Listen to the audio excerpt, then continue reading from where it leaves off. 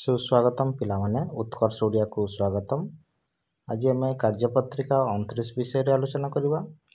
Foundation camper कार्यपत्रिका 29 तार ठीक अच्छे। चलो ये देखा गोटे अनुच्छेद देती अनुच्छेद को पढ़िकिना भल भाव बुझा तापर प्रश्न जो हिसाब से पचारि तार उत्तर आम एठ खोजिकिना तार सठिक भाव उत्तर लिखा। 1 नंबर प्रश्न, राजा शुआ को कहीं किणिथिले?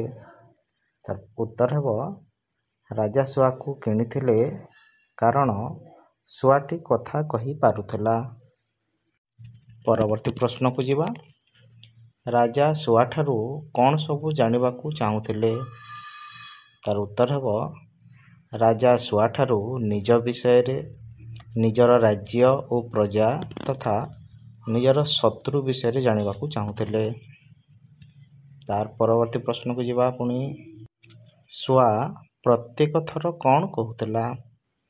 तार उत्तर हेब पिला माने कौन हेब कि शुआ प्रत्येक थर एथिरे कौन संदेह अछि बोलिकिना कहूला। पुणी शेष प्रश्न को जीवा। शेष प्रश्न होची, एहा परे राजा शुआर कौन करिथिबे? चिंतामूलक प्रश्न पिला माने आम चिंता करिकरी लिखिबा।